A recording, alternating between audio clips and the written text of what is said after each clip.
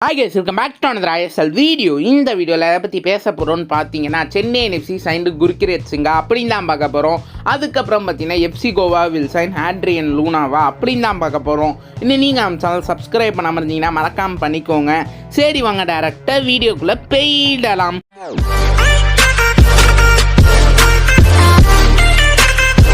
First பார்த்தீங்கன்னா நம்மளோட Chennai FC signed குர்கிரேத் சிங்கா அப்படின்னு கேட்டிங்கன்னா யாருப்பா இந்த குர்கிரேத் சிங்னு ஃபஸ்ட்டு பார்த்துருவோம். இவரோட ஏஜ் பார்த்தீங்கன்னா 20ங்க. இவரோட பொசிஷன் லெஃப்ட் விங்கர். இவரோட அதர் பொசிஷன் பார்த்தீங்கன்னா இவரால் லெஃப்ட் பேக்லேயே ஆட முடியும்.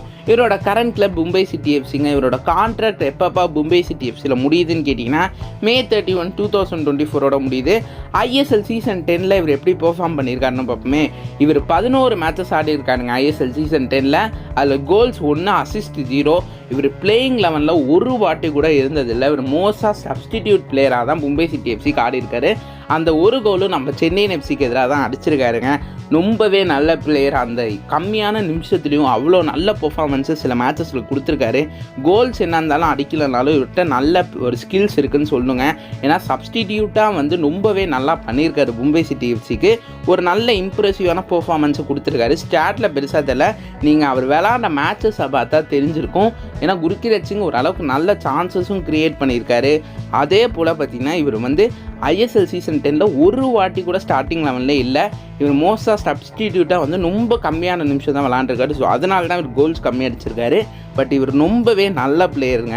ஸோ அதனால் எனக்கு தெரிஞ்ச வரைக்கும் நம்ம சென்னை எஃப்சி இவரை சைன் பண்ணிட்டாங்களா அப்படின்னு கேட்டிங்கன்னா இதை ரிப்போர்ட் பண்ணது 92nd ஸ்டாப்பேஜ் தான். இது மாதிரி சென்னை எஃப்சி ஒரு 3 இயர் டீலில் குர்கிரேத் சிங்கை சைன் பண்ணிட்டதா அப்படின்னு சொல்லியிருக்காங்க. அவங்களும் சொல்லியிருக்காங்க, ஷோகன் போர்டரும் சொல்லியிருக்காங்க. So most of the sources confirm பண்ணியிருக்காங்க. இது மாதிரி சென்னை எஃப்சி குர்கிரேத் சிங்கை சைன் பண்ணிட்டாங்க அப்படின்னு. இது ரொம்பவே நல்ல விஷயங்க. நம்ம சென்னை எஃப்சி இவரை சைன் பண்ணியிருக்காங்க. இது ஒரு தரமான சைனிங்கா அப்படின்னு கேட்டிங்கன்னா இது ஒரு நல்ல சைனிங்னு நான் சொல்லுவாங்க. ஏன்னா இவர்கிட்ட நல்ல ஸ்கில்ஸ் இருக்குது. மும்பை சிட்டி எஃப்சியில் இவருக்கு பெருசாக சான்ஸ் கிடைக்கலன்னு தான் நான் பார்ப்பேன். இல்லை நம்ம மாதிரி சென்னை எஃப்சிக்கு இவர் வந்தாருன்னா ரொம்பவே நல்லாயிருக்கும். இவரை நம்ம சென்னை எஃப்சி ஓரளவுக்கு க்ரூம் பண்ணி கொண்டு வந்தாலும் ரொம்பவே நல்லாயிருக்கும். ஸோ எனக்கு தெரிஞ்ச வரைக்கும் நம்ம சென்னை எஃப்சி இவரை சைன் பண்ணியிருக்காங்க. ஸோ இது சென்னை எஃப்சிக்கு குர்கிரேத் சிங்கோட சைனிங் ஒரு தரமான சைனிங்னு நான் சொல்லுவேன். நீங்கள் மறக்காமல் கீழே கமெண்ட் பண்ணுங்கள். சென்னை எஃப்சிக்கு குர்கிரேத் சிங்கோட சைனிங் ஒரு தரமான சைனிங்கா அப்படி நீங்கள் மறக்காமல் கீழே கமெண்ட் பண்ணுங்கள். இப்போ பார்த்தீங்கன்னா நம்ம அடுத்த அப்டேட்டுக்கு போயிடலாமே. அடுத்த அப்டேட் என்னப்பா அப்படின்னு கேட்டிங்கன்னா FC Goa will sign Adrian லூனாவா அப்படின்னு கேட்டிங்கன்னா ஆண்ட்ரியன் லூனாவுக்கு ஒரு ஆஃபர் வந்திருக்கு எஃப்சி கோவாலேருந்து ஃபார் அப்கமிங் சீசன்னு ப்ளூ பிரிகேட் ரிப்போர்ட் பண்ணியிருக்காங்க. ஃபஸ்ட்டு இந்த நியூஸ் எவ்வளோ அளவுக்கு உண்மைன்னு தெரில. ஏன்னா எஃப்சி கோவாவுக்கு ஆண்ட்ரியன் லூனா போவார்னா எனக்கு தெரிஞ்ச டவுட்டுங்க. ஏன்னா ஆண்ட்ரியன் லூனாவே ஒரு வாட்டிலாம் சொல்லியிருக்காரு, இது மாதிரி நான் கேரளா பிளாஸ்டர்ஸ்க்கு தான் ஆடுவேன் அப்படின்லாம் அவரும் சொல்லியிருக்காரு. மேபி போக சான்சஸ் கம்மின்னு தான் நான் பார்க்குறேன். இது என்னோடய பர்சனல் ஒப்பீனியன். மேபி இது ரூமராக கூட போகலாங்க. பட் ஆண்ட்ரியன் லூனா இந்த ஐஎஸ்எல் சீசன் 10ல் எப்படி பண்ணியிருக்காரு அப்படின்னு பார்ப்போமே. 9 மேட்ச் ஆடிருக்காரு. கோல்ஸ் 3ங்க, அசிஸ்ட் 4. அவர் இன்ஜுரி இருந்ததுனால பல மேட்சஸ் அவர் ஆடவும் இல்லை. ஸோ இவர் கேரளா பிளாஸ்டர்ஸ் எஃப்சியோட எப்பப்பா கான்ட்ராக்ட் முடியுதுன்னு கேட்டிங்கன்னா May 31, 2024 முடியுது. ஸோ அதனால தான் எஃப்சி கோவாவுமே இவருக்கு ஒரு கான்ட்ராக்ட் ஆஃபர் பண்ணியிருக்கதா சொல்லியிருக்காங்க. பட் இது வரைக்கும் அவர் சைன்லாம் பண்ணல. வெயிட் பண்ணி தான் பார்க்கணும் ஆண்ட்ரியன் லூனா போவாரா போக மாட்டாருன்னா. பட் எனக்கு தெரிஞ்ச வரைக்கும் நான் என்னோடய பர்சனல் ஒப்பீனியன் என்னென்னா ஆண்ட்ரியன் லூனா கேரளா பிளாஸ்டர்ஸில் தாங்க இருப்பார்னு எனக்கு தோணுது. அவர் எஃப்சி கோவாவுக்கு போக சான்சஸ் கம்மின்னு பார்க்குறேன்.